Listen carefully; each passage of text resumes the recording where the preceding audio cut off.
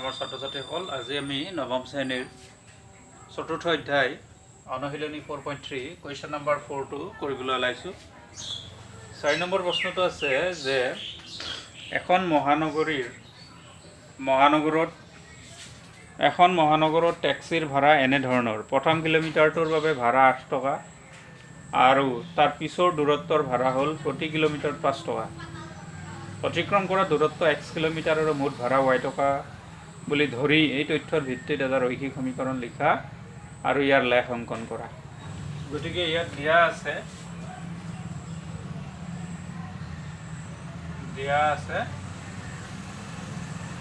মুঠ যিটো দূৰত্ব, মুঠ দূৰত্বটো কিমান আছে,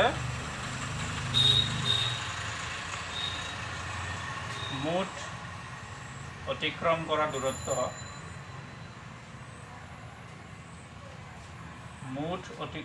দূৰত্ব, x কিলোমিটাৰ।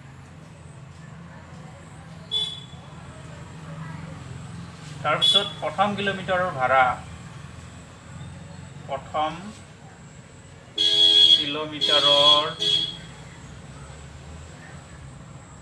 কিলোমিটাৰত ভাড়া 8 টকা। তাৰপিছত এটাকে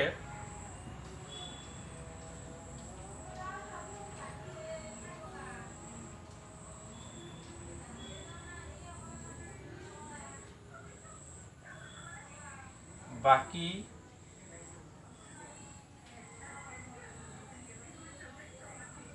x minus 1 মুঠ দূৰত্ব যেহেতু x কিলোমিটাৰ, তাৰ আমি 1 কিলোমিটাৰটো বাদ দিলোঁ, 1 কিলোমিটাৰত 8 টকা হ'ল আৰু বাকী যিখিনি দূৰত্ব থাকিল xৰ পৰা 1 কমি গ'ল, ধৰা হ'ল মুঠ দূৰত্ব 10 কিলোমিটাৰ, তাৰ আমি প্ৰথম কিলোমিটাৰত ভাড়া 8 টকা দিলোঁ আৰু বাকী পিছৰ কিলোমিটাৰবিলাকৰ ভাড়া কিমান, 5 টকা বুলি কৈছে। গতিকে বাকী x minus 1 কিলোমিটাৰত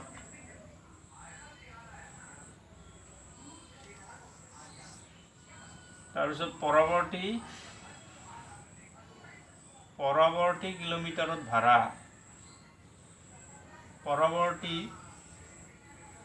প্ৰতি কিলোমিটাৰত ভাড়া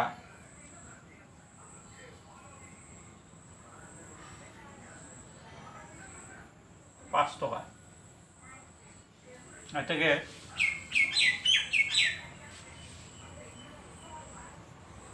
x minus 1 কিলোমিটাৰত কিমান হ'ব ভাড়া,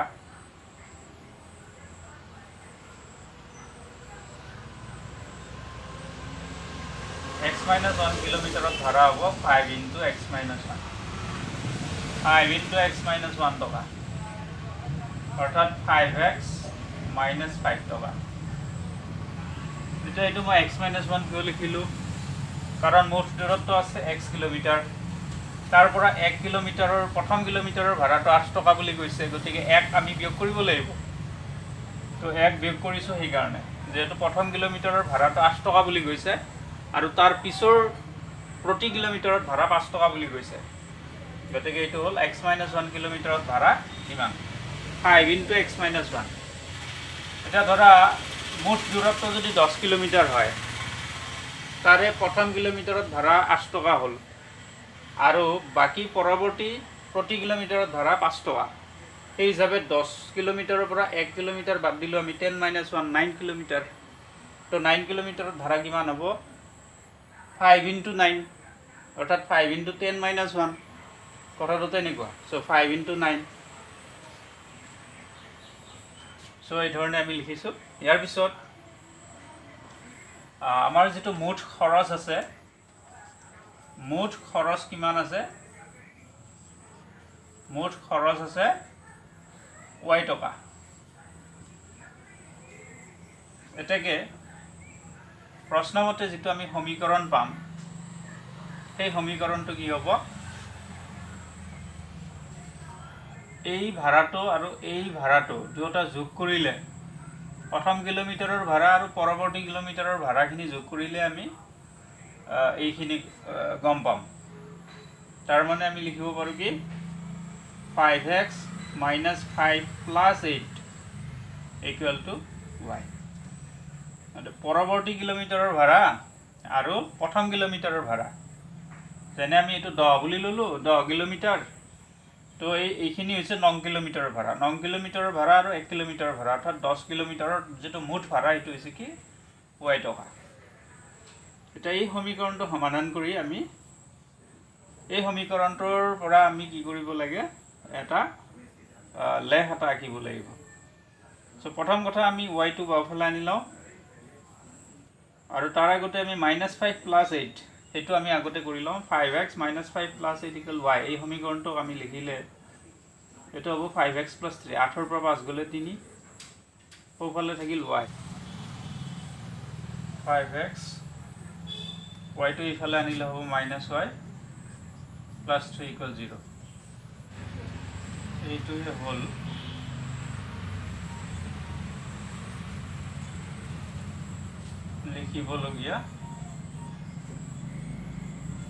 এইটোৱে হ'ল লিখিবলগীয়া সমীকৰণটো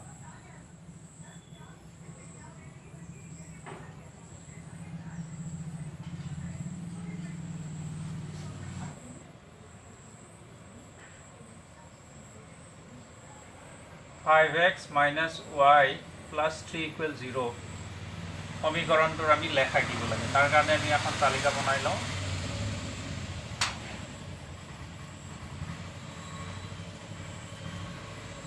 তো এই সমীকৰণটোৰ আমি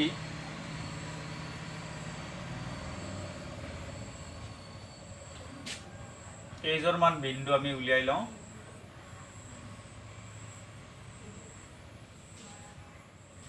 তো এইখিনি আমি সাইডত কৰিছো আমি যদি x = 0 লওঁ x = 0 ললে এইটো সমীকৰণটোত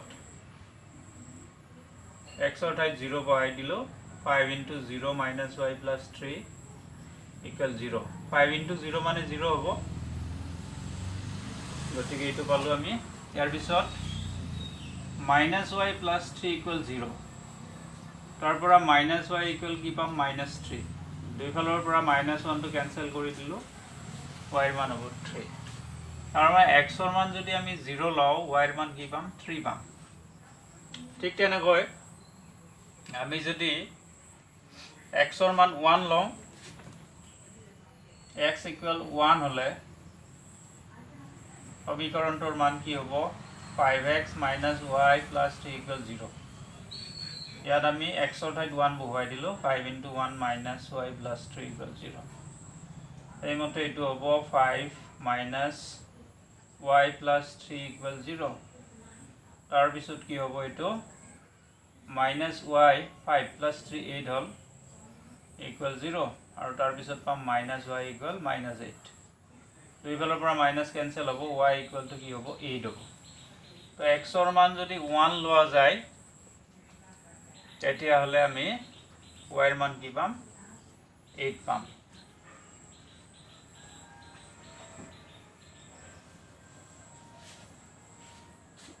x ৰ মান যদি আমি -1 লওঁ x = -1 তেতিয়া আমি এইটো কি পাম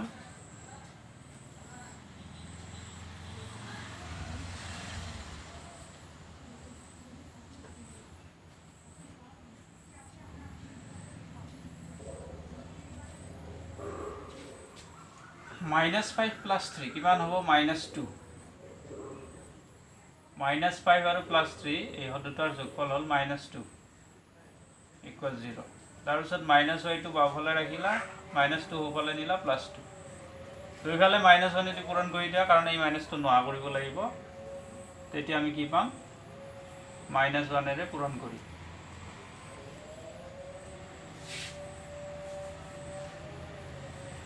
তো ইয়াতে কৰিছো কি দুয়োফালে -1 এৰে পূৰণ কৰিছো গতিকে x ৰ মান -1 ললি y ৰ মান কি হ'ব -2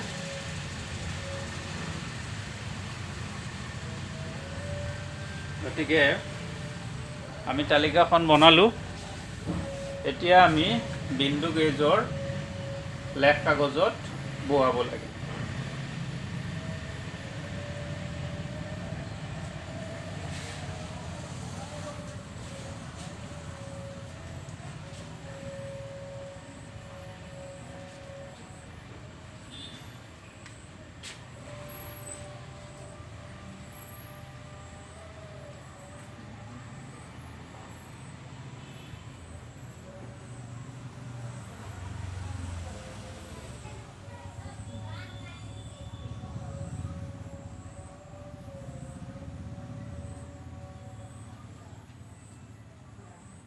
দুটা লক্ষ্য টানি ল'লোঁ আমি এডাল হৈছে এক্স অ' এক্স ডেছ আৰু এডাল হৈছে ৱাই অ' ৱাই ডেছ ইয়াৰ পিছত 1 চেণ্টিমিটাৰৰ মূৰে মূৰে আমি দাগবোৰ দি গ'লোঁ 1 2 3 4 5 6 7 8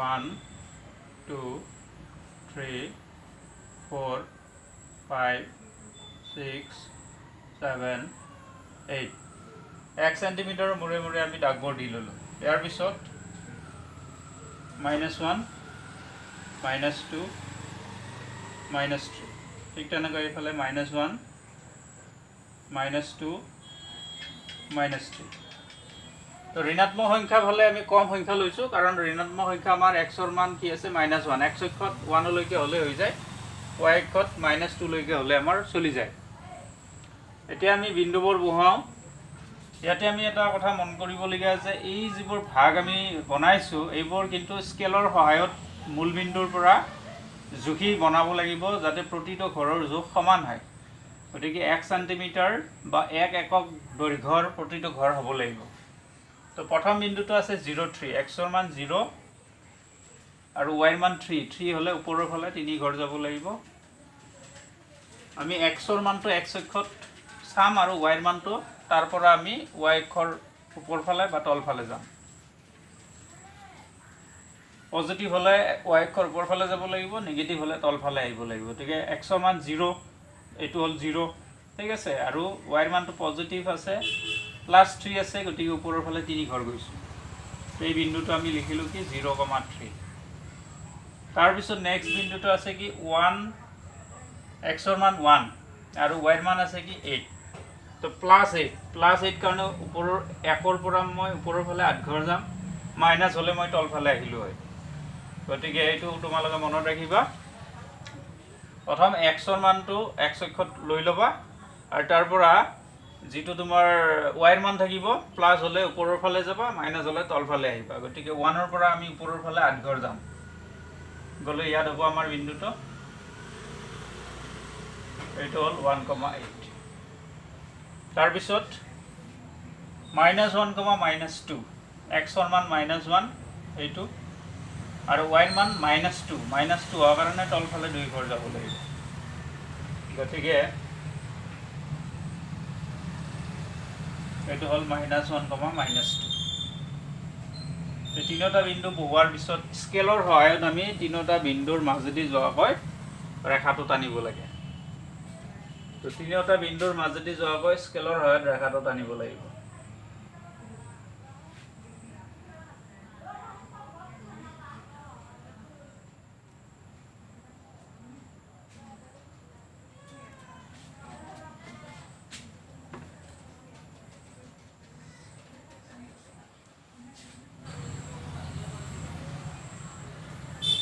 নম্বৰ 5 সুধিছে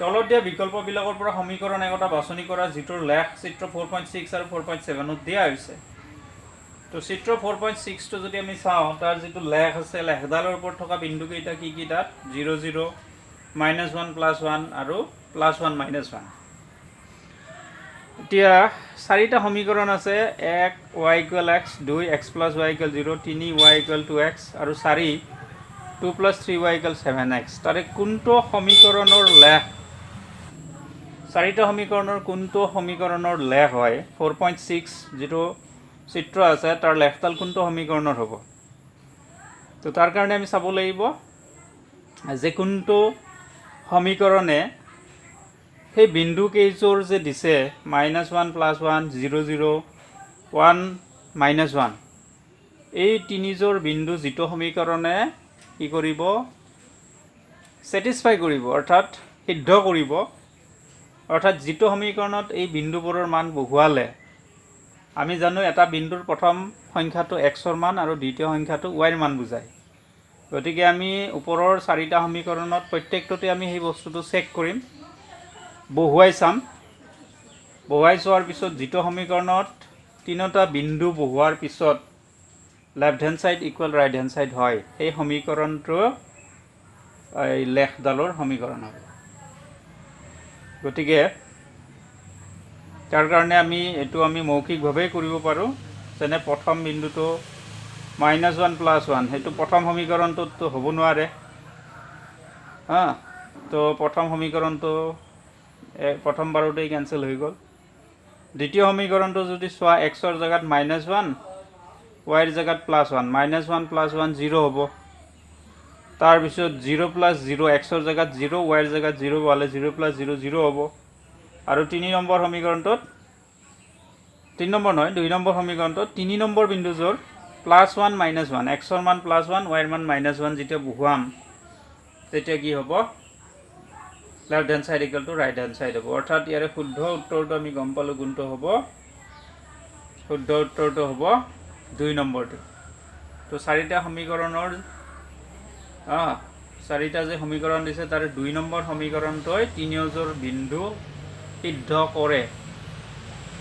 তিনিওজোৰ বিন্দুৱে লেখডালৰ ওপৰত থকা তিনিওজোৰ বিন্দুৱে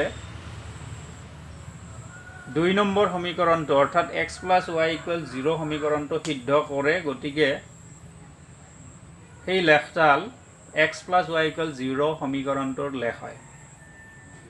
তো 6 নম্বৰ প্ৰশ্নটোত আছে যে যদি এটা স্থিৰ বল প্ৰয়োগ কৰাৰ ফলত কোনো এটা বস্তুৱে কৰা কাৰ্য বস্তুটোৱে অতিক্ৰম কৰা দূৰত্বৰ সমানুপাতিক হয় তেনেহ'লে এই তথ্যক দুটা চলকযুক্ত ৰৈখিক সমীকৰণ এটাৰে প্ৰকাশ কৰা আৰু এই স্থিৰ বলক 5 একক ধৰি ইয়াৰ এটা লেখ অংকন কৰা।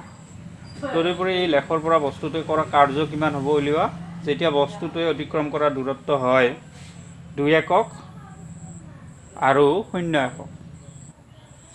তো ধৰা হ'ল প্ৰশ্নটোত যিটো কথা আছে স্থিৰ বলৰ কথাটো আছে। স্থিৰ বলটো আমি ধৰি ল'লোঁ। ধৰা হ'ল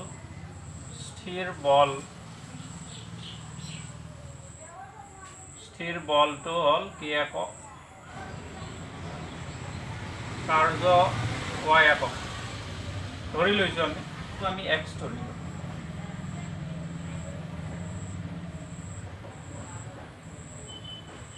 তিনিটা বস্তু আমি ধৰি লৈছোঁ প্ৰশ্নটোত থকা তিনিটা বস্তু।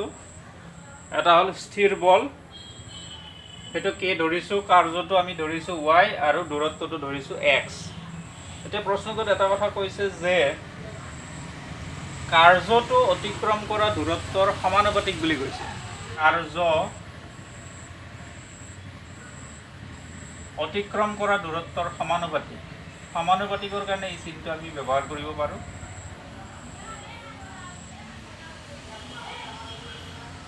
কাৰ্য সমানুপাতিক অতিক্ৰম কৰা দূৰত্ব। ইয়াৰ পিছত মই কাৰ্যৰ ঠাইত লিখিলোঁ কি y সমানুপাতিক অতিক্ৰম কৰা দূৰত্ব x। তাৰপিছত সমানুপাতিক চিনটোৰ জেগাত আমি সমান চিন দিলে দূৰত্বৰ লগত এই kটো পূৰণ হ'ব। অৰ্থাৎ এইটোৱে হ'ল নিৰ্ণয় সমীকৰণ। এইটোৱে হ'ল নিৰ্ণয় সমীকৰণ।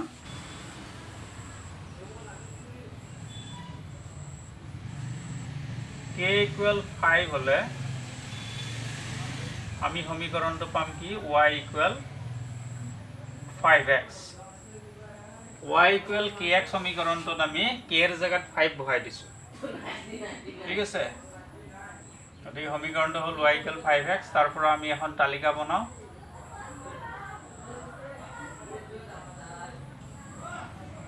তো এই সমীকৰণটোত যদি আমি xৰ মান 0 লওঁ, x = 0 হ'লে y = কি হ'ব 5x সমীকৰণটোত বহাই দিয়া। 5 × 0 0 হ'ব। xৰ মান 0 হ'লে y ৰ মানো 0। xৰ মান যদি 1 লোৱা যায় তেতিয়াহ'লে y = কি পাম আমি 5 × 1 = 5। xৰ মান 1 ল'লে y ৰ মান 5। xৰ মান যদি আমি -1 লওঁ তেতিয়া আমি y ৰ মান কি পাম 5 × -1 -5। -1 ল'লে -5। তো এই সমীকৰণৰ লেখডাল হ'ব কি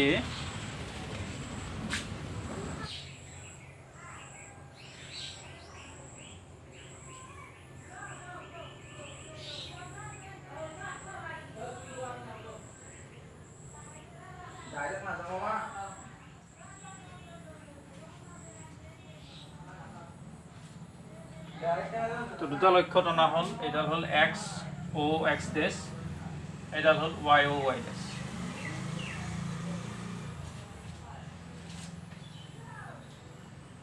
ইয়াৰ পিছত আমি 1 সেন্টিমিটাৰৰ মূৰে মূৰে দাগবোৰ দি ল'লোঁ। 1 2 3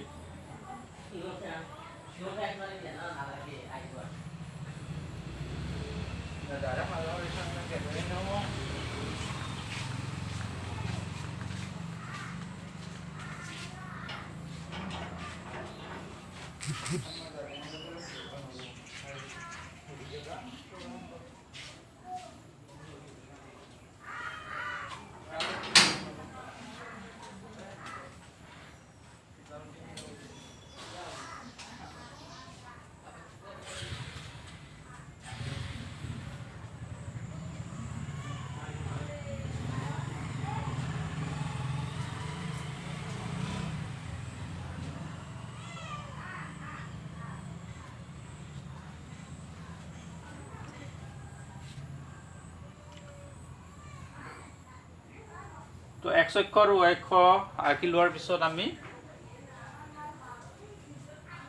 1 সেন্টিমিটাৰৰ মূৰে মূৰে দাগবোৰ দি লৈছোঁ। দুয়োটা লক্ষ্যতে উভয় অক্ষত 1 সেন্টিমিটাৰৰ মূৰে মূৰে দাগবোৰ দি লৈছোঁ। বাওঁফালে ধনাত্মক সংখ্যা, সোঁফালে ঋণাত্মক সংখ্যা x অক্ষত, y অক্ষত ওপৰৰ ফালে ধনাত্মক সংখ্যা, তলৰ ফালে ঋণাত্মক সংখ্যা। সো আমি মনত ৰাখিব লাগিব এটা কথা যে যিটো আমাৰ মূল বিন্দু আছে এইটো, এই মূল বিন্দুৰ পৰা প্ৰত্যেকটো ঘৰ সমান জোখৰ হ'ব লাগিব। অৰ্থাৎ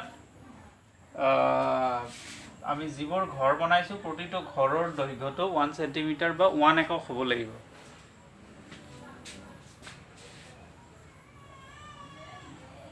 তো আমি স্কেলটো ইয়াত মেনশ্যন কৰিছোঁ যে স্কেল আমি ইয়াত কি লৈছোঁ 1 সেন্টিমিটাৰ ইকুৱেল 1 একক। স্কেলটো লোৱাৰ পিছত এতিয়া আমি বিন্দুবোৰ বহাওঁ। প্ৰথম বিন্দু আছে 0 0, তো এইটো বিন্দুটো হ'ব ইয়াতে 0,0। তাৰপিছত 1 এক্সৰ মান 1 ৱাইৰ মান 5, এক্সৰ মান 1 এইটো আৰু 5 হ'লে ওপৰৰ ফালে 5 ঘৰ যোৱা, মোটামুটি ইমান মানত হ'ব 1 5। তাৰপিছত দ্বিতীয়তে আছে আমাৰ কি এক্সৰ মান -1 ৱাইৰ মান -5, তো এইটো হ'ব ইয়াত -1 -5 -1 -5।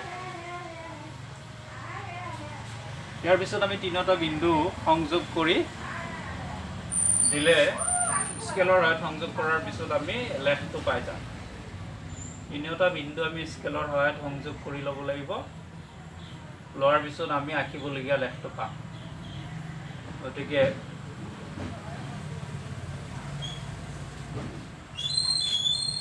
এইটোৱে হ'ল y = 5x সমীকৰণৰ আঁকিবলগীয়া লেখ। এতিয়া প্ৰশ্নটোত আছে এই লেখৰ সহায়ত আমাক দুটা প্ৰশ্নৰ উত্তৰ কৰিব দিছে। এটা হ'ল যে কাৰ্য কিমান হ'ব যদি অতিক্ৰম কৰা দূৰত্ব 2 একক হয়। 1 নম্বৰ, অতিক্ৰম কৰা দূৰত্ব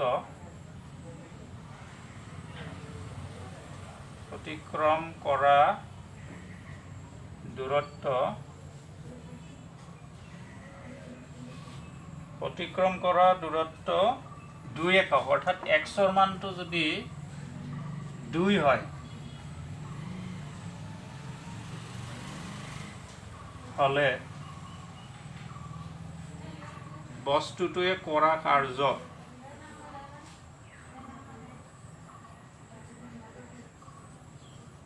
অৰ্থাৎ y ৰ মানটো কি হ'ব। ইয়াত আমি চাওঁ এক্সৰ মান যদি 2 হয় y ৰ মান কি হ'ব। ইয়াত আমি যদি সমীকৰণটোত বহুৱাই যাওঁ লেফডালত আমি সংখ্যাটো বহুৱালে আমি গম পাওঁ যে এক্সৰ মান 2 হ'লে y ৰ মান কি হ'ব 10 হ'ব।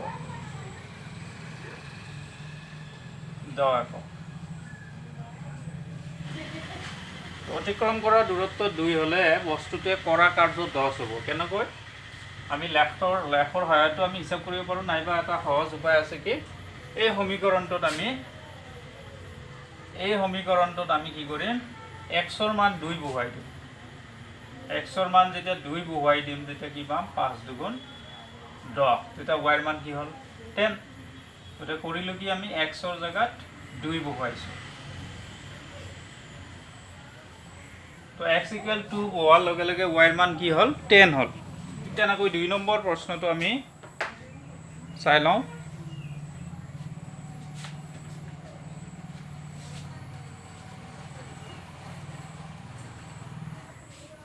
দুই নম্বৰ, অতিক্ৰম কৰা দূৰত্ব 0 হ'লে বস্তুটোৱে কৰা কাৰ্য কিমান হ'ব? অতিক্ৰম কৰা দূৰত্ব 0 হ'লে বস্তুটোৱে কৰা কাৰ্য, তাৰ কাৰণে আমি সমীকৰণটোত এক্সৰ ঠাইত 0 বহুৱাই দিম। 5 × 0 কিমান হ'ব? 0 হ'ব। তো 5 × 0 0, অৰ্থাৎ 0 একক। এইটো